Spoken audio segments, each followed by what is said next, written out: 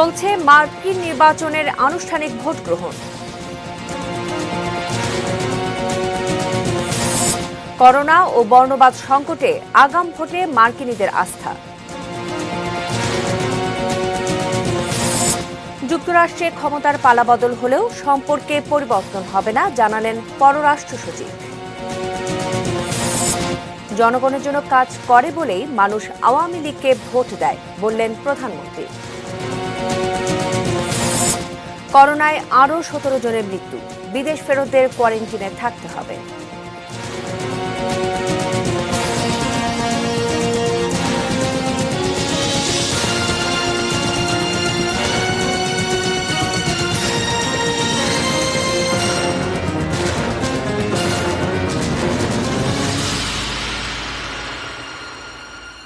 দেখছেন ATN news, রাত ৮টার news আওয়ারে আপনাদের সঙ্গে রয়েছি আমি শ্রাবণী জালি। শুনছিলেন সংবাদ শিরোনামগুলো।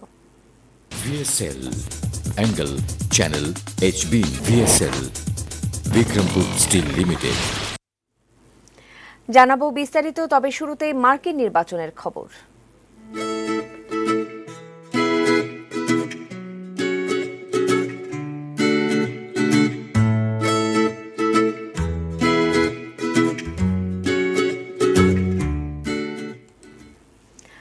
মার্কিন প্রেসিডেন্ট নির্বাচনের আনুষ্ঠানিক ভোট গ্রহণ শুরু হয়েছে। বাংলাদেশ সময় বিকেল 5টায় নিউ ইয়র্ক, নিউ জার্সি ও ভার্জিনিয়াবাসী বুথে গিয়ে ভোট দেওয়া শুরু করেন। স্থানীয় সময়ের তারতম্যের কারণে 50টি অঙ্গরাজ্যে আলাদা সময়ে ভোট গ্রহণ হবে। তবে অধিকাংশ স্থানে সকাল 7টায় ভোট গ্রহণ শুরু হয়ে চলবে রাত 8টা পর্যন্ত। 25 কোটি ভোটার, এরই মধ্যে ভোট দিয়েছেন 9 কোটি 80 লাখেরও বেশি ভোটার। ডাকযোগে এবং বিপুল আগাম ভোট পড়ায় বেশ কটি রাজ্য আজই ভোট গণনা শুরু করবে। কয়েকটি গুরুত্বপূর্ণ রাজ্য ভোট গণনা শুরু করবে পরে। নির্বাচনের চূড়ান্ত ফল পেতে তাই কয়েকদিন লেগে যেতে পারে। তার মানে কয়েকটি ব্যাটল গ্রাউন্ড রাজ্যের ফলাফলের জন্য অপেক্ষা করতে হবে। সন্ধ্যা 7:30টায় ভোট গ্রহণ শেষে কর্মকর্তারা রাতে প্রাথমিক কিছু ফলাফল ঘোষণা করবেন, কিন্তু এরপর চূড়ান্ত ফলাফল ঘোষণার আগে আর কোনো ফল প্রকাশ করা হবে না। ওহাইও শুধু ব্যাটল গ্রাউন্ড রাজ্য নয়, কে প্রেসিডেন্ট হতে যাচ্ছেন এই রাজ্যের ফলাফল থেকে এর আগে তার ইঙ্গিত পাওয়া গেছে। চূড়ান্ত ফলাফল হয়তো 28শে নভেম্বর ঘোষণা করা হতে পারে। এদিকে করোনাকালের ভয়াবহ পরিস্থিতির মধ্যেই হচ্ছে মার্কিন নির্বাচন। সংক্রমণ ঠেকাতে কিভাবে হচ্ছে ভোট গ্রহণ তা নিয়ে দেখব সাদাত হাবিবি সেতু রিপোর্ট। 700 কোটি মানুষের এই পৃথিবীতে আধুনিকতা, সামরিক শক্তিমত্তা কিংবা বিশ্ব রাজনীতির চাল অনেক কিছু নাম্বার 1 মার্কিন যুক্তরাষ্ট্র। অথচ বিশ্বের মোট জনসংখ্যার মাত্র 4% বসবাস এই আমেরিকায়। আবার দুনিয়ার মোট করোনা আক্রান্তের প্রায় 20%ই মার্কিনীরা। We have no choice. We can't lock ourselves up in a basement like Joe does. White হাউসের কর্তৃত্ব বুঝে নিতে এতদিন চলেছে নানা প্রচারণা। সেখানে ডেমোক্রেটিক প্রেসিডেন্ট প্রার্থী জো বাইডেন যখন সামাজিক দূরত্ব, মাস্ক আর করোনা মোকাবেলায় সতর্ক, বিপরীতে অ্যারিজোনায় রেকর্ড সংখ্যক সমর্থক নিয়ে ট্রাম্পের এমন সমাবেশ, যেখানে মাস্ক, সামাজিক দূরত্বের বালাই নেই। মজার তথ্য, এই করোনাকালে ভোটারদের মন পেতে রেকর্ড 1400 কোটি মার্কিন ডলার খরচ করেছে দুই পক্ষ। The choice 2020, Trump versus Biden. প্রায় 25 কোটি ভোটারের এই দেশটিতে ইতিমধ্যেই চলছে নির্বাচনের আগাম ভোট গ্রহণ। এমনিতে 60 ভাগের বেশি ভোট পড়ার নজির নেই দেশটিতে। 2016 নির্বাচনেও মোট ভোটারের 50% দিয়েছিলেন ভোট। আর এবার এই করোনাকালে ইতিমধ্যেই 9.5 কোটি ভোটার ভোট দিয়ে ফেলেছেন। কেন্দ্রে গিয়ে ভোটের পাশাপাশি পোস্টাল বা ডাকযোগেই ভোট পড়েছে 5 কোটি 70 লাখ আমেরিকানের। আর সরাসরি পড়েছে 3 কোটি 20 লাখ ভোট। এখন পর্যন্ত সবচেয়ে বেশি ভোট পড়েছে টেক্সাস আর ফ্লোরিডায়। মহামারীকালে গণতন্ত্রের পথে মার্কিনীদের ভোট কেন্দ্রগুলো নিরাপদ করতে সিংহভাগ ভোটিং বুথেই এমন জীবাণুমুক্ত করার ব্যবস্থা রয়েছে। এবার রেকর্ড সংখ্যক ভোটার ভোট দিতে পারেন, এই সংখ্যা হতে পারে 15 কোটি, যা মোট ভোটারের 65% এবং 1908 সালের নির্বাচনের পর সর্বোচ্চ। Saadat Habibi Setu, ATN news, Dhaka. সংখ্যাগরিষ্ঠ ভোটারের রায় পেলেই প্রেসিডেন্ট নির্বাচিত হওয়া যায় না মার্কিন যুক্তরাষ্ট্রে। তাই ইলেকটোরাল কলেজ ভিত্তিক নির্বাচনী ব্যবস্থার কারণে জনমত জরিপে এগিয়ে থাকা বাইডেনকে হারিয়ে ট্রাম্পের আবারও বিজয়ী হওয়ার সম্ভাবনা একেবারেই কিন্তু কম নয়। কিভাবে কাজ করে এই ইলেকটোরাল কলেজ ভোটিং সিস্টেম জানাচ্ছেন মফিদুল তপু। গণতান্ত্রিক দেশগুলোতে সাধারণত জনগণের প্রত্যক্ষ ভোটে নির্বাচিত হন সে দেশের সরকার প্রধান, কিন্তু মার্কিন যুক্তরাষ্ট্র এক্ষেত্রে ব্যতিক্রম। মাত্র 538 জন ব্যক্তির বিবেচনায় নির্ধারিত হয় প্রেসিডেন্সি, আর এই পদ্ধতি পরিচিত ইলেকটোরাল কলেজ ভোটিং সিস্টেম হিসেবে। ইলেকটোরাল কলেজের আকার 538 আসন নির্ধারণ করা হয় 1964 সালে। যুক্তরাষ্ট্রে প্রতি 10 বছর পর পর আদমশুমারি হয়। অভ্যন্তরীণ অভিবাসনের জন্য যুক্তরাষ্ট্রের 50টি রাজ্য ও টেরিটরির জনসংখ্যার উল্লেখযোগ্য হারে পরিবর্তন হলে সেখানকার ইলেক্টরের সংখ্যাও বাড়ে কমে। 3 নভেম্বর মার্কিন জনগণ ভোট দিয়ে আসলে এই 538 জনকেই নির্বাচিত করবেন। ধরা যাক ফ্লোরিডা রাজ্যের কথা। এবারের নির্বাচনে ভোট দিতে নিবন্ধন করেছেন ফ্লোরিডায় এমন ভোটারের সংখ্যা 1,40,65,627 জন। ধরুন ভোট গণনা শেষে দেখা গেল ডেমোক্র্যাট প্রার্থীর চেয়ে রিপাবলিকান প্রার্থী মাত্র 1 ভোট বেশি পেয়ে জিতেছেন। তাহলে ফ্লোরিডা রাজ্যের 29টি ইলেকটোরাল ভোটই রিপাবলিকান প্রার্থীর পক্ষে চলে যাবে। ভোটের সংখ্যানুপাতিক হারে ইলেকটোরাল কলেজ আসন ভাগ হয় না বলে রাজ্যভিত্তিক জনপ্রিয়তা বা বেশি ভোটে জয়ী হওয়াই মার্কিন নির্বাচনের শেষ কথা। আর এ কারণেই 2016 সালে হিলারি ক্লিন্টন সবগুলো রাজ্য মিলে ট্রাম্পের চেয়ে প্রায় 30 লাখ ভোট বেশি পেয়েও রাজ্যভিত্তিক ইলেকটোরেট কম জেতায় প্রেসিডেন্ট হতে পারেননি। আবার এই 538 জন ইলেক্টর দলীয় প্রার্থীকেই ভোট দিতে বাধ্য নন, যদিও জনগণের ইচ্ছার বিরুদ্ধে যাওয়ার কোনো নজির নেই যুক্তরাষ্ট্রের ইলেকটোরাল কলেজের ইতিহাসে। অর্থাৎ ডিসেম্বর মাসে যখন ইলেকটোরাল কলেজের অধিবেশন বসবে, তখন এই 538 জনের মধ্যে সংখ্যাগরিষ্ঠ ইলেক্টর যার পক্ষে ভোট দেবেন তিনিই হয়ে যাবেন পরবর্তী মার্কিন president. Mofidul Tapu, ATN news, Dhaka. মার্কিন নির্বাচনের দিনকে বলা হয় সুপার টুইসডে, আর নভেম্বরের প্রথম সোমবারের পরের দিন অর্থাৎ মঙ্গলবারই হয় মার্কিন প্রেসিডেন্ট নির্বাচন। কেন এবং সেটা কবে থেকে, সেই উত্তর নিয়ে সাদাত হাবিবি সেতুর রিপোর্ট। মার্কিনীদের গণতন্ত্রের পথ চলা 230 বছরের। যুক্তরাষ্ট্রের ইতিহাসে প্রথম 69 বছর নির্বাচনের জন্য আলাদা কোনো দিন নির্দিষ্ট করা ছিল না। অঙ্গরাজ্যগুলো যার যার পছন্দ মতো দিনে ভোট গ্রহণ করত। ডিসেম্বর মাসের প্রথম বুধবারের আগের 34 দিনের যে কোনো সময়ে রাজ্যগুলো ভোটাভুটি করতে পারত, কিন্তু আগাম ফলাফল জেনে যাওয়ার কারণে যেসব রাজ্যে পরে নির্বাচন হতো সেখানে প্রভাব বিস্তারের সম্ভাবনা দেখা দিত। সেই সাথে সৃষ্টি হতো বিশৃঙ্খলার আশঙ্কা।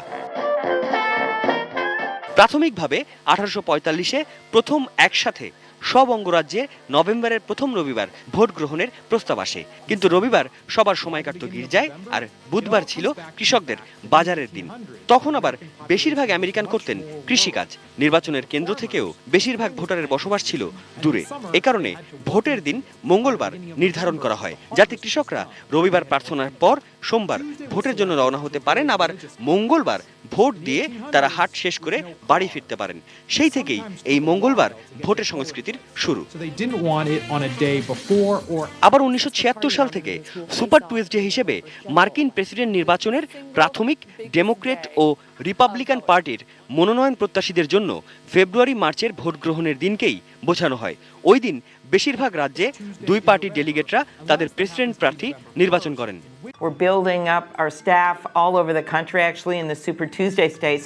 A third of delegates don't get decided until Super Tuesday. Super Tuesday is coming. Polls are open! বাংলাদেশে যেমন নির্বাচনের দিন সাধারণ ছুটি থাকে, তেমনটা কিন্তু আমেরিকায় না। তাই তো মঙ্গলবার নিয়মিত কাজের দিন হওয়ায় ইচ্ছা থাকলেও অনেক ভোটারই ভোট দিতে পারেন না।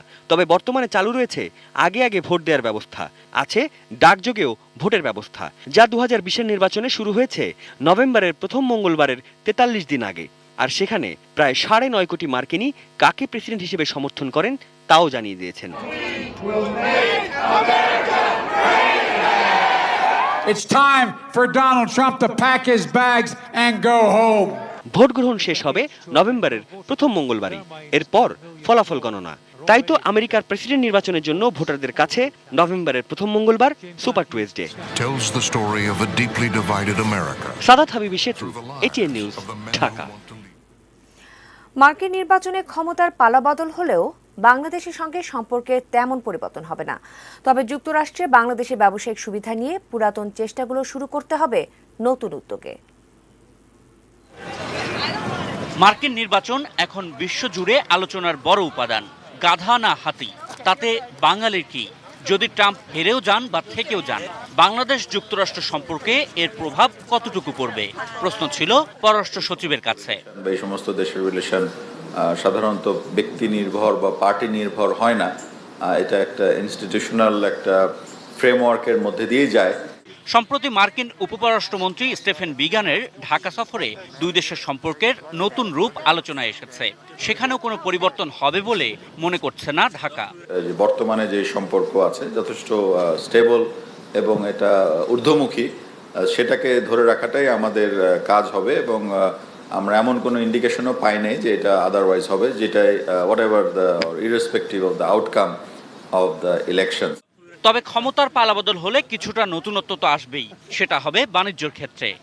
যে লবি আছে বা আমাদের যে চেষ্টা বা প্রচেষ্টা থাকবে কূটনৈতিক মহলে এবং ইনফ্যাক্ট ব্যবসায়ীদের মধ্যেও, আমরা চেষ্টা করব যে সেগুলোকে আবার কিভাবে রেস্টোর করা যায়। অবভিয়াসলি যদি রেজিম চেঞ্জ হয় বা যদি গভর্নমেন্ট চেঞ্জ হয় তাহলে আবার নতুন করে শুরু করতে হবে, বিকজ প্লেয়াররা চেঞ্জ হয়ে যাবে। আশিকুর রহমান অপু, এটি নিউজ, ঢাকা। অন্য প্রসঙ্গ জানাবো শোকাবহ জেল হত্যা দিবসের খবর। শুধু বাংলাদেশ নয়, বিশ্বের ইতিহাসেও নৃশংসতম ঘটনা বাংলাদেশের জেল হত্যা। 1975 সালের 3 নভেম্বর বঙ্গবন্ধুর ঘনিষ্ঠ সহচর জাতীয় 4 নেতাকে হত্যা করা হয় ঢাকা কেন্দ্রীয় কারাগারের সুরক্ষিত সেলে। সরকারি মদদে সুরক্ষিত কারাগারেই ঘটে এই রাজনৈতিক হত্যাকাণ্ড। বঙ্গবন্ধুর হত্যাকাণ্ডের মতোই যার কলঙ্ক কখনোই মোচন সম্ভব নয়। জেল হত্যার সেই করুণ স্মৃতি ও প্রেক্ষাপট মনে করিয়ে দিচ্ছেন সহকর্মী Arafat Siddiqui. The government of Bengal is not in paper, not in dream, not a myth, it is a reality. Bangabandhu পাকিস্তানের কারাগারে বন্দী থাকা অবস্থায় বাংলাদেশের স্বাধীনতায় মূল ভূমিকা রেখেছিলেন মুজিবনগর সরকারের অস্থায়ী রাষ্ট্রপতি সৈয়দ নজরুল ইসলাম, প্রধানমন্ত্রী তাজউদ্দিন আহমদ, অর্থমন্ত্রী এম মনসুর আলী এবং স্বরাষ্ট্রমন্ত্রী AHM কামারুজ্জামান, যাদের সাংগঠনিক ক্ষমতা আর আন্তর্জাতিক যোগাযোগের দক্ষতা মাত্র 9 মাসে বাঙালিকে একটি স্বাধীন দেশের নাগরিক করেছে। সেই স্বাধীন দেশের কারাগারের মূল স্লোগান, রাখিব নিরাপদ, দেখাবো আলোর পথ। সেই কারাগারেই 1975 সালের 3রা নভেম্বর নির্মমভাবে হত্যা করা হয় বাঙালির জাতীয় 4 নেতাকে।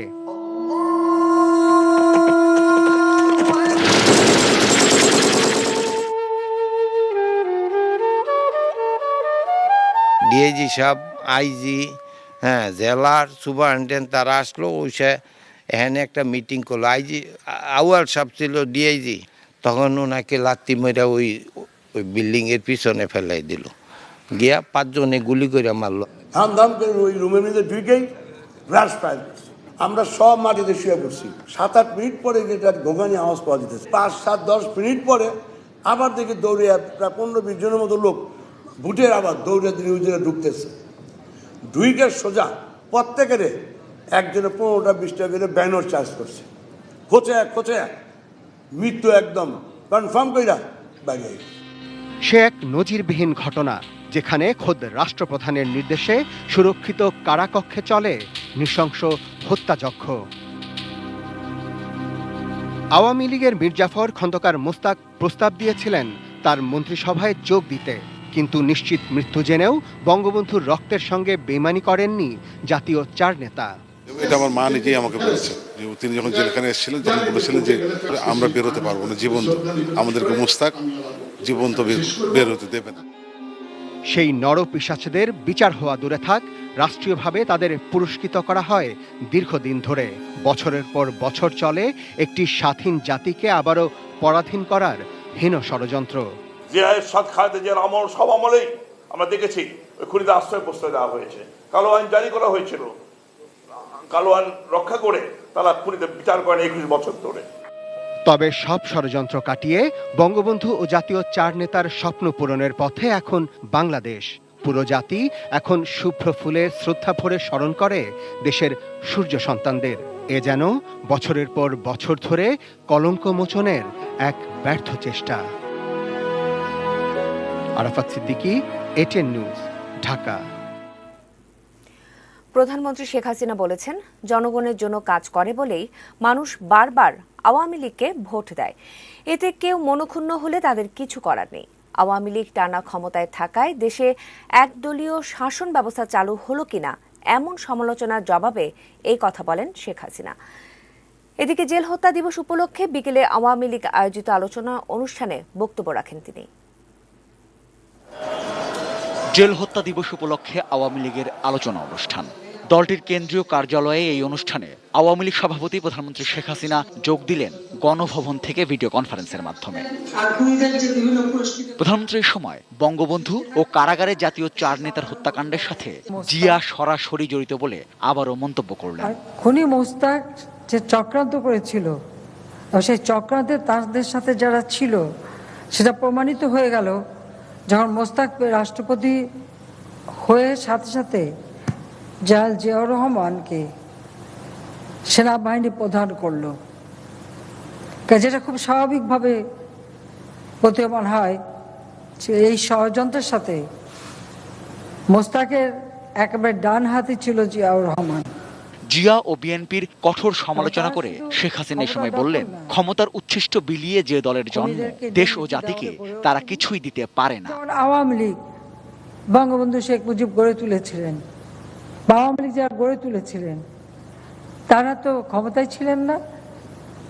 তারা ক্ষমতায় না থেকে বাংলাদেশের জনগণকে নিয়েই এই সংগঠনটা গড়ে তুলেছিলেন, জনগণের অধিকার আদায়ের সংগ্রাম করবার জন্য। আর বিএনপির জন্মস্থানটা কোথায়? সেটা তো ক্যান্টনমেন্টে।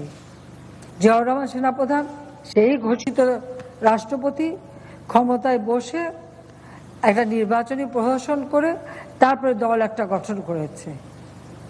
ক্ষমতায় বসে ক্ষমতার উচ্ছিষ্ট বিলিয়ে যে দলের সৃষ্টি হয়, সে দল জাতিকে কি দেবে? আওয়ামী লীগের বারবার ক্ষমতায় আসা নিয়ে যারা সমালোচনা করে তাদের উদ্দেশ্যে প্রধানমন্ত্রীর জবাব, জনগণের জন্য কাজ করলে জনগণ ভোট দেবেই। অনেকে নানা ধরনের প্রশ্ন করে, আবার কারো কারো কথা যে বাংলাদেশ কি এক দলই চলে যাচ্ছে। আমরা জনগণের সমর্থনটা পাই কেন? আওয়ামী লীগ ক্ষমতা আসলে জনগণের স্বার্থে কাজ করে, জনগণের কল্যাণে কাজ করে, জনগণের মঙ্গলের জন্য কাজ করে, আর জনগণ সেটা খুব ভালোভাবে উপলব্ধি করে এবং এর শুভ ফলটা জনগণই পায়। আমাদের সরকারের কার্যক্রমে ওই একটা গ্রুপ বা এলিট শ্রেণীর সুবিধা পায় না, বরং সুবিধাটা একেবারে গ্রাম পর্যায়ে সাধারণ মানুষের ঘরের দোরগোড়ায় পৌঁছে যায়। সেই কারণেই তারা আমাদের সমর্থন দেয়। Rizwan Foyez, ATN news, Dhaka. আওয়ামী লীগের সাধারণ সম্পাদক ওবায়দুল কাদের বলেছেন, জেল হত্যাকাণ্ডের অনেক রহস্য এখনো উন্মোচিত হয়নি। নতুন প্রজন্মকে জানানোর স্বার্থে সব রহস্য উন্মোচন করা উচিত। এই দিবসটি উপলক্ষে সকালে ধানমন্ডি 32 নম্বরে বঙ্গবন্ধুর প্রতিকৃতিতে প্রধানমন্ত্রী ও আওয়ামী লীগের পক্ষ থেকে শ্রদ্ধা জানানো হয়।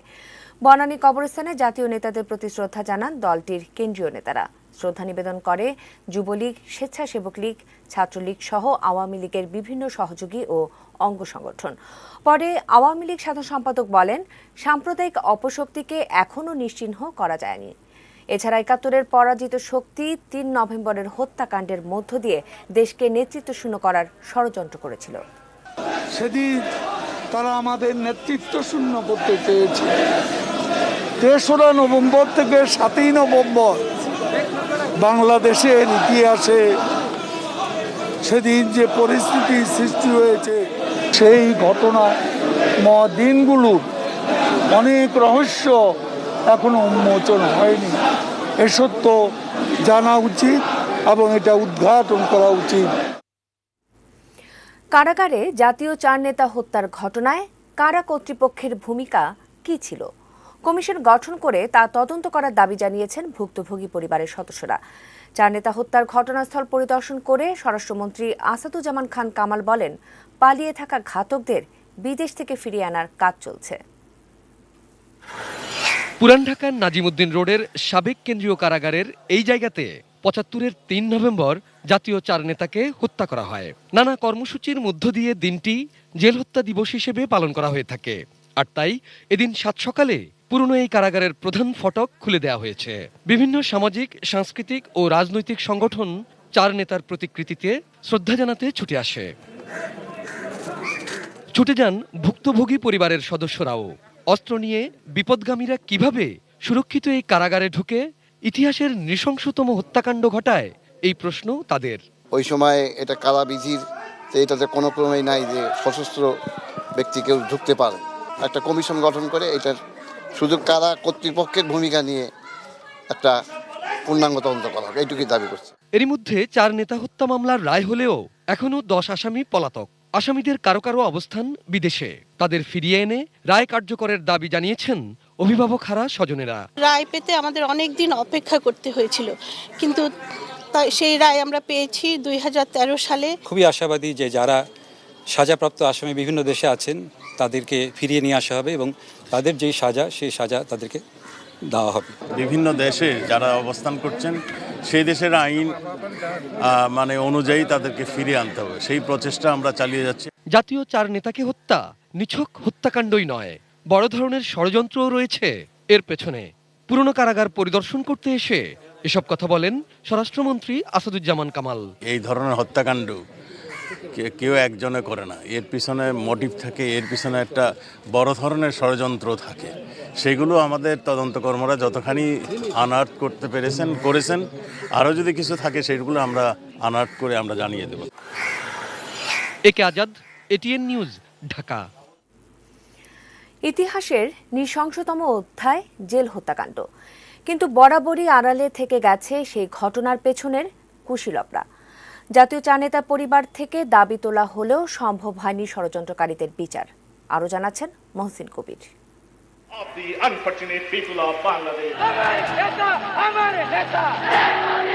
বঙ্গবন্ধুর অবর্তমানে মুক্তিযুদ্ধের নেতৃত্ব দিয়েছিলেন যে 4 নেতা 75-এর 3 নভেম্বর কারাগারের অভ্যন্তরে তাদের হত্যা করে বাঙালির কপালে কলঙ্কের দাগ লেপে দিয়েছিল ঘাতকরা। সেই হত্যার পর বন্ধ করা হয়েছিল বিচারের পথ। নির্মম সেই ঘটনার দীর্ঘ 23 বছর পর 1998 সালে 23 জনের বিরুদ্ধে অভিযোগপত্র দেয়া হয়। 2004 সালে নিম্ন আদালতের রায়ে 3 জনের মৃত্যুদণ্ড এবং 12 জনকে যাবজ্জীবন কারাদণ্ড দেয়া হয়। সেই ঘটনার মাস্টারমাইন্ড হিসেবে যাদের বিরুদ্ধে অভিযোগপত্র দেয়া হয়েছিল তাদেরও দায়মুক্তি দিয়েছিল নিম্ন আদালত। ওবায়দুর রহমান, শাহ মুআজ্জেম, তাহের ঠাকুর, নূর ইসলাম মঞ্জুর এবং মেজর খায়রুজ্জামান, এই 5 জনকে যে খালাস করে দিল, সেই খালাসি রয়ে গেল। নিশ্চিত করে বলতে পারি যে এটি ছিল একটি প্রভাবিত রায়, কারণ ন্যায় বিচার হলে ওই 5 জন আসামিকে কোনো অবস্থায় বিচারিক আদালত খালাস দিতে পারে না। এর বিরুদ্ধে হাইকোর্টে যাওয়ার, আপিল করার সুযোগ ছিল, কিন্তু বিএনপি সরকার আপিল করেনি। কেন করেনি এটা তো অত্যন্ত সহজে বোধগম্য। যখন আওয়ামী লীগ সরকার ক্ষমতায় আসলো তখন এটি তামাদিতে পড়ে গেছে, সুতরাং আপিলের সুযোগ আর ছিল না। 2008 সালে হাইকোর্টে মৃত্যুদণ্ড থেকে খালাস পাই মারফত আলী ও হাশেম মৃধা। এছাড়া যাবজ্জীবন কারাদণ্ড পাওয়া ফারুক, শাহরিয়ার রশিদ, বজলুল হুদা এবং AK মহিউদ্দিনও খালাস পেয়েছিল। তবে আপিল বিভাগে সেই রায় টেকেনি। হাইকোর্টের 2 জন কট্টরপন্থী বিএনপি বিচারক, নজরুল ইসলাম চৌধুরী এবং আতাউর রহমান খান, তারা একমাত্র মুসলিম উদ্দিনের ফাঁসির আদেশ বহাল রেখে অন্য সবাইকেই খালাস দিয়ে দিল। সেখানেও কিন্তু বিচারের বাণীকে ত্রুটি চেপে এই 2 জন কট্টর বিএনপিপন্থী বিচারপতি হত্যা করেছিল। আপিল বিভাগ কিন্তু হাইকোর্ট বিভাগের সেই রায় ডিসমিস করে দিয়েছিল।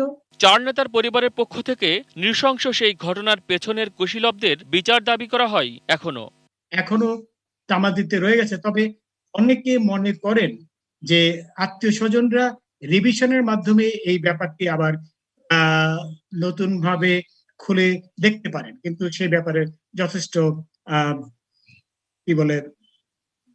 তর্ক বিতর্ক রয়েছে। জেল হত্যাকাণ্ডে জড়িত খুনিদের 10 জন এখনো বিভিন্ন দেশে পলাতক। বাঙালির কপালে যে কলঙ্ক তিলক, খুনিদের সাজা বাস্তবায়নেই হয়তো তার কিছুটা মোচন হতে পারে। মহসিন কবির, এটিএন নিউজ, ঢাকা। জানাবো দেশের করোনা পরিস্থিতি। করোনা ভাইরাসে আক্রান্ত হয়ে দেশে আরও ১৭ জনের মৃত্যু হয়েছে। এ নিয়ে মোট মৃতের সংখ্যা দাঁড়ালো ৫,৯৮৩। ১১৩টি ল্যাবে পরীক্ষা করে নতুন রোগী শনাক্ত হয়েছেন ১,৬৫৯ জন। মোট আক্রান্ত ৪,১২,৬৪৭। মঙ্গলবার বিকেলে স্বাস্থ্য অধিদপ্তরের বিজ্ঞপ্তিতে দেশে কোভিড-১৯ সংক্রান্ত সবশেষ পরিস্থিতি জানানো হয়। স্বাস্থ্য অধিদপ্তরের হিসেবে চিকিৎসাধীন আরও ১,৮৮৬ জন রোগী গত ২৪ ঘণ্টায় সুস্থ হয়ে উঠেছেন। আর এই নিয়ে মোট সুস্থ হলেন ৩,২৯,৭৮৭ জন। শুরু থেকে এখন পর্যন্ত নমুনা পরীক্ষা করা হয়েছে ২৩,৭৫,৭৬৩ জনের।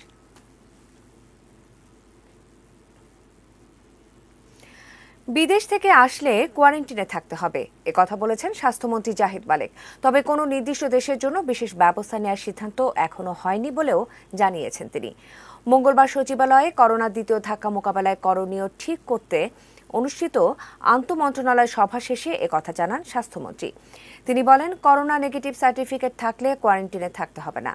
আগামী দিনগুলোতেও করোনা পরিস্থিতি নিয়ন্ত্রণে থাকবে আশা প্রকাশ করে স্বাস্থ্যমন্ত্রী বলেন, যে কোনো পরিস্থিতি মোকাবেলার জন্য প্রস্তুত সরকার। করোনার দ্বিতীয় ধাক্কা মোকাবেলায় সবার মাস্ক পরা নিশ্চিত করা সবচাইতে বড় কাজ বলে মন্তব্য করেন মন্ত্রী। মাস্ক জনগণের নাগালে নিয়ে আসার ব্যবস্থাও সরকার করবে বলে জানান তিনি। বিদেশ থেকে যারা আসবে তাদেরকে আমরা কোয়ারেন্টাইনে কিভাবে রাখবো, কিভাবে পরীক্ষা করে তাদেরকে আমরা আমাদের দেশে ঢুকতে দিব, সেই বিষয়ে আমরা আলোচনাও করেছি।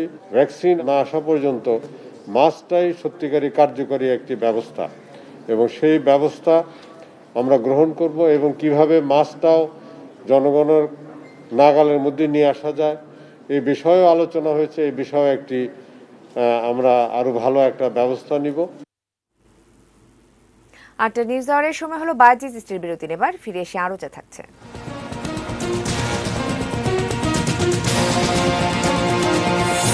কুষ্টিয়ার লক্ষ্মীপুরে ট্রাকের ধাক্কায় প্রাণ গেল ৫ অ্যাম্বুলেন্স আরোহীর।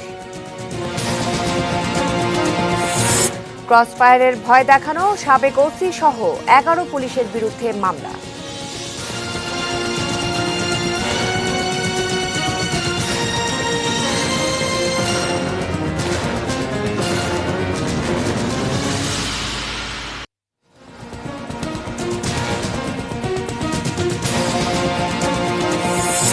চলছে মার্কিন নির্বাচনের আনুষ্ঠানিক ভোট গ্রহণ।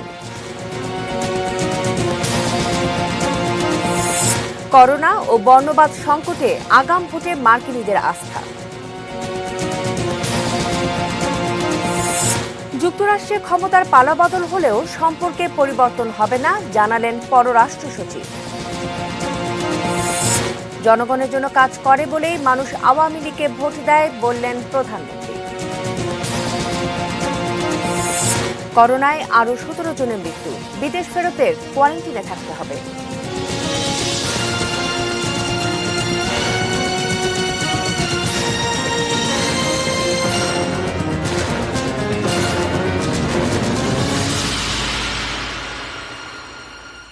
সংবাদ শিরোনামগুলো আরো একবার জানিয়ে আবারও আমন্ত্রণ জানাচ্ছি রাত ৮টা নিউজ আওয়ারে। বিশ্ববিদ্যালয়ে ভর্তি পরীক্ষা সমন্বিত বা গুচ্ছ পদ্ধতিতে আসতে ৪ বিশ্ববিদ্যালয়ের প্রতি আহ্বান জানিয়েছেন শিক্ষামন্ত্রী দীপু মনি। তবে সমন্বিত পরীক্ষা নিতে এখনো কোনো পক্ষই পুরোপুরি প্রস্তুত নয়, এমনই ভাবছেন বিশ্ববিদ্যালয়গুলোর শিক্ষকরা। তাহলে এই করোনা মহামারীতে উচ্চশিক্ষায় ভর্তিতে কি হতে পারে সমাধান? সাজেদা সুইটি রিপোর্ট। করোনার ক্ষতি কাটাতে বা কমাতে পরীক্ষা না নেওয়ার সিদ্ধান্তের পর সমন্বিত বা গুচ্ছ পদ্ধতিতে ভর্তি পরীক্ষার পক্ষে শিক্ষা মন্ত্রণালয়। ঢাকা বিশ্ববিদ্যালয়, জাহাঙ্গীরনগর বিশ্ববিদ্যালয়, রাজশাহী বিশ্ববিদ্যালয় এবং বাংলাদেশ প্রকৌশল বিশ্ববিদ্যালয় বুয়েটকে নতুন পদ্ধতিতে আসার আহ্বান জানিয়েছেন শিক্ষামন্ত্রী। অন্য বিশ্ববিদ্যালয়গুলো এই পদ্ধতিতে ভর্তি পরীক্ষা একমত, তাহলে এই ৪ বিশ্ববিদ্যালয়ও নয় কেন? ঢাকা বিশ্ববিদ্যালয়ের যে স্ট্যাটাস আর একটা বিশ্ববিদ্যালয়ের যেটা নবীন বিশ্ববিদ্যালয়, একটা পার্থক্য আছে। এই যে হিউজ যে সাবজেক্টগুলোতে একইভাবে সমন্বিত উপায়ে ভর্তি পরীক্ষা নিয়ে ছাত্রছাত্রী ভর্তি করানো এখনো আমরা প্রস্তুত না। প্রশ্ন কেমন হবে? প্রশ্ন কে করবে? যে প্রশ্ন করবে সে আমার স্বাতন্ত্র্য রাখতে পারবে কিনা? খাতা কে দেখবে? ওএমআর হবে, ওএমআর হলে সে ওএমআর চেক করবে, কারণ র্যাঙ্কিং এর এই জটিলতাগুলো আছে, কোন ইনস্টিটিউশনের উপরে, কোন ডিপার্টমেন্টের উপরে, এগুলো যদি ঠিক না করেন আপনি তাহলে এটা দিতে পারবেন না। এই সকল যুক্তিকে যৌক্তিক মেনেও সমন্বিত বা গুচ্ছ পদ্ধতির পক্ষে জোরালো মত শিক্ষাবিদ অধ্যাপক ডক্টর মোহাম্মদ কায়কোবাদের। অন্যান্য দেশেও হয়, আমাদের না পারার কোনো কারণ নাই। আমাদের বিভিন্ন বিশ্ববিদ্যালয়ের সহকর্মীদের প্রতি আমাদের আস্থাও থাকতে হবে, আস্থার স্থানটা তৈরি করতে পারতে হবে। ডক্টর কায়কোবাদ বলছেন, বৃহত্তর কল্যাণ বিবেচনায় শুরুটা করতে হবে। ছাত্রদের জন্য এতগুলো ভর্তি পরীক্ষা দেওয়া এত সম্ভব না, এবং আমরা সত্যি তাদেরকে একই সমতলে রেখে ভর্তি পরীক্ষা নিতে পারি না। জনদুর্ভোগ, অভিভাবকদের দুর্ভোগ, পরীক্ষার্থীদের দুর্ভোগ বিবেচনায় এনে করোনার প্রেক্ষিতে যাতে খুব অল্প সংখ্যক ভর্তি পরীক্ষার মাধ্যমেই আমাদের ছেলেমেয়েরা তাদের কাঙ্ক্ষিত বিশ্ববিদ্যালয় বিষয় পেতে পারে। শিক্ষা মন্ত্রণালয়, বিশ্ববিদ্যালয় মঞ্জুরি কমিশন ও অনেক শিক্ষাবিদের দীর্ঘদিনের চাওয়া সমন্বিত ভর্তি পরীক্ষা। মেশিন দিয়ে কিভাবে পরীক্ষা নেওয়া যায় সেই যন্ত্র, পরীক্ষা নিলেই তো খালি হবে না, পরীক্ষাতে আবার নকল টকল এগুলা অনেক অ্যাঙ্গেল আছে, প্রযুক্তি ব্যবহার করে সম্ভব কিনা সেটাও দেখবো, আর প্রযুক্তি ছাড়া যদি করতে হয় আমরা যেটা, সেটাও আমাদের মাইন্ডে আছে। ডিসেম্বরের এন্ডে মিনিস্ট্রি থেকে আমরা ওই যে এইচএসসির মার্কস গুলো পাবো, এন্ড ফেব্রুয়ারি মার্চের টাইমে হলে মানে বেটার হবে। Sajida Sweety, ATN news, Dhaka. এদিকে যে সফটওয়্যার ব্যবহার করে এবার অনলাইনে পাবলিক বিশ্ববিদ্যালয়ের ভর্তি পরীক্ষা নেওয়ার প্রস্তাব এসেছিল, তাতে সঠিক মূল্যায়ন হবে না বলেই মত দিয়েছেন বিশেষজ্ঞরা। বিশ্ববিদ্যালয় মঞ্জুরি কমিশন ইউজিসির চেয়ারম্যান অধ্যাপক কাজী শহীদুল্লাহ সভাপতিত্বে মঙ্গলবার কমিশন মিলনায়তনে এক পর্যালোচনা সভায় বিশেষজ্ঞরা এই মত দেন।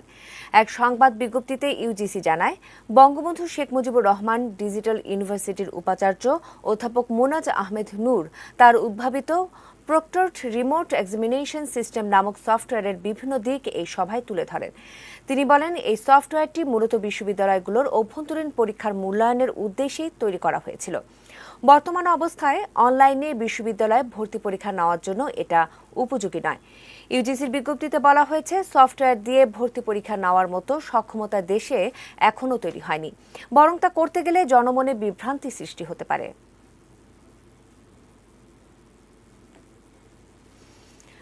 জানাবো দেশের আরও কিছু খবর। কুষ্টিয়ার লক্ষ্মীপুরে অ্যাম্বুলেন্স ও ট্রাকের মুখোমুখি সংঘর্ষে অ্যাম্বুলেন্সের 5 আরোহী নিহত হয়েছেন, আহত হয়েছেন একজন। কুষ্টিয়া ইসলামী বিশ্ববিদ্যালয় থানার ওসি মোস্তাফিজুর রহমান জানান, বিকেল 3:30টার দিকে কুষ্টিয়া ঝিনাইদহ মহাসড়কের লক্ষ্মীপুর 11 মাইল ব্রিজের কাছে এই দুর্ঘটনা ঘটে। অ্যাম্বুলেন্সের চালক ও 4 যাত্রী ঘটনাস্থলেই নিহত হন। নিহতদের মধ্যে অ্যাম্বুলেন্সের চালক মফিজ ও টিপু নামে একজনের পরিচয় পাওয়া গেছে। ঘাতক ট্রাকটিকে পুলিশ আটক করলেও ট্রাকের চালক পালিয়ে গেছে।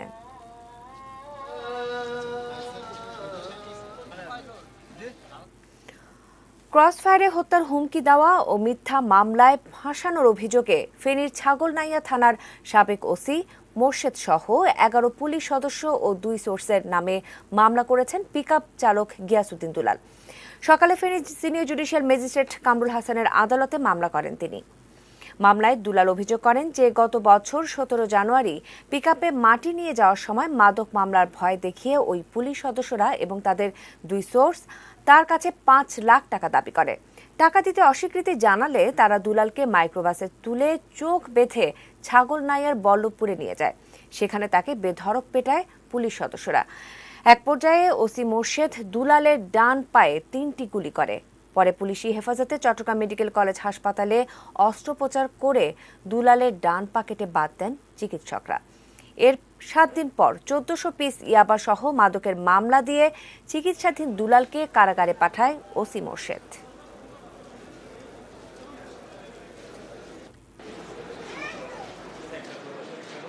সবাই এলাকাতে ছড়িয়ে ধরিয়ে আমাকে অসুস্থভাবে মাইছে মারার পরে 4 রাউন্ড গুলি করছে আমার পায়ে, কিছু নেই, শেষ বরবাদ। মোর্শেদে করছে প্রথম মিথ্যা মামলা দিয়ে আমাকে জেলে পাঠায়। জেলে আমি 10 মাস জেলে থাকি। এখন আমি এটার বিচার চাই। নিচ্ছি ছোট্ট একটি বিরতি।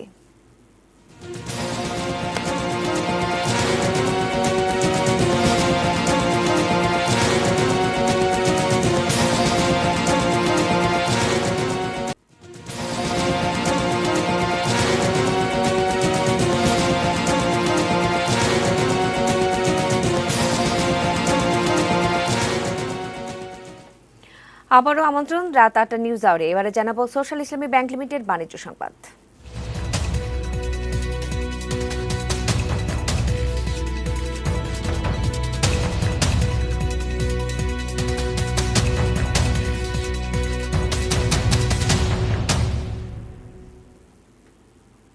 বৈশ্বিক তেলের বাজারে ৫ মাসের মধ্যে সবচাইতে বড় দরপতন হয়েছে সোমবার। করোনা ভাইরাসের কারণে কয়েকটি দেশে আবারও লকডাউন জারি করায় এই দরপতন। করোনা ঠেকাতে যুক্তরাজ্য, ফ্রান্স ও জার্মানিতে নতুন করে বিধিনিষেধ জারি করায় আবারও ক্ষতির মুখে বিশ্ব অর্থনীতি। তেলের চাহিদাও কমছে। এছাড়া পণ্য ও শেয়ার বাজারে প্রভাব ফেলছে মার্কিন নির্বাচন। সোমবার এশিয়ার বাজারে প্রতি ব্যারেল অপরিশোধিত তেল বিক্রি হয়েছে $35.74।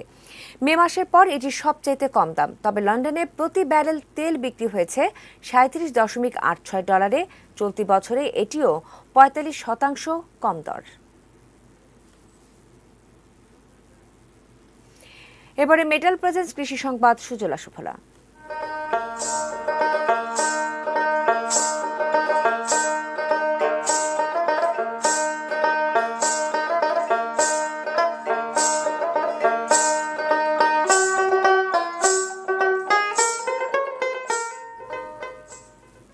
ঝিনাইদহে বাণিজ্যিকভাবে মাল্টার বাগান করে কয়েকগুণ লাভের আশা করছেন চাষিরা। কৃষি অফিসের তথ্য মতে জেলায় এখন পর্যন্ত 63 হেক্টর জমিতে মাল্টার আবাদ হয়েছে। কদিন পরই এসব বাগানের মাল্টা বিক্রির উপযোগী হবে।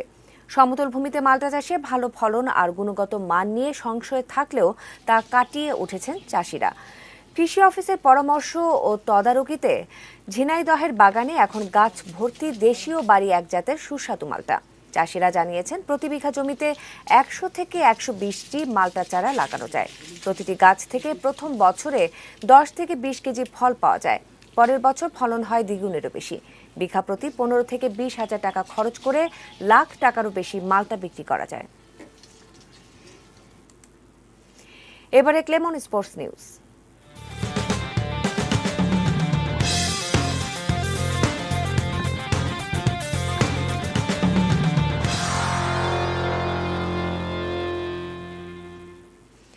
বঙ্গবন্ধু টি-20 টুর্নামেন্টে অংশ নেওয়া দলগুলোর স্পন্সর প্রায় চূড়ান্ত হয়ে গেছে। কয়েকদিনের মধ্যেই তাদের নাম জানানো হবে। অন্যদিকে বাংলাদেশ সরকারের করোনা নীতিমালা মেনেই এই টুর্নামেন্ট আয়োজন করবে বিসিবি। মঙ্গলবার মিরপুরে এসব তথ্য দেন বোর্ডের প্রধান নির্বাহী Nizamuddin Chowdhury. will be directed by government direction. গভর্নমেন্টের কিছু নির্দেশনা আছে বা স্বাস্থ্যবিধি আছে, সবকিছু মেনে যতটুকু সম্ভব আমরা তার মধ্যেই আমাদের এই টুর্নামেন্ট আয়োজনের প্রচেষ্টা আমাদের থাকবে। সেক্ষেত্রে অন্যান্য দেশ কি ফলো করছে বা সেখানে কোভিড-19 সিচুয়েশনটা কি, সেটা আমাদের বিবেচ্য বিষয় না। আমাদের বিবেচ্য বিষয় হচ্ছে আমাদের গভর্নমেন্ট বা আমাদের সংশ্লিষ্ট যে বিভাগ আছে তারা কিভাবে কোন ডিরেক্টিভ দেন তার উপর ভিত্তি করে আমরা আমাদের সিদ্ধান্ত নেব। আমি এক্স্যাক্ট সংখ্যাটা আমি বলতে চাচ্ছি না, তবে আমাদের 6টা আসনারূপ আছে। আমরা চেষ্টা থাকবে আমাদের 5টা স্পন্সরই আমরা কনফার্ম করে এবং আমরা ডিক্লারেশনটা দেব। এর সাথে শেষ করব রাত 8টা নিউজ আওয়ার। তবে তার আগে শিরোনামগুলো জানিয়ে দিচ্ছি আরও একবার।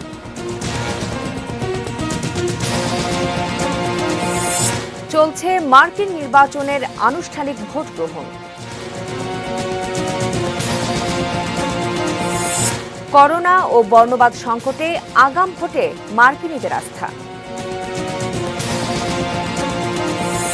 যুক্তরাষ্ট্রে ক্ষমতার পালাবদল হলেও সম্পর্কে পরিবর্তন হবে না বললেন পররাষ্ট্র সচিব। জনগণের জন্য কাজ করে বলেই মানুষ আওয়ামী লীগকে ভোট দেয় বললেন প্রধানমন্ত্রী। করোনায় আরও 17 জনের মৃত্যু, বিদেশ ফেরতদের কোয়ারেন্টিনে থাকতে হবে। কুষ্টিয়ার লক্ষ্মীপুরে ট্রাকের ধাক্কায় প্রাণ গেল 5 অ্যাম্বুলেন্স আরোহী। ক্রসফায়ারের ভয় দেখানো সাবেক ওসি সহ 11 পুলিশের বিরুদ্ধে মামলা। দর্শক, এই ছিল রাত 8টা নিউজ আওয়ার। সঙ্গে থাকুন, দেখতে থাকুন এটি নিউজ। আর এটি নিউজের ব্রেকিং নিউজ আপনার মোবাইলে পেতে টাইপ করুন STRT এবং পাঠিয়ে দিন 5959 এই নম্বরে। ধন্যবাদ।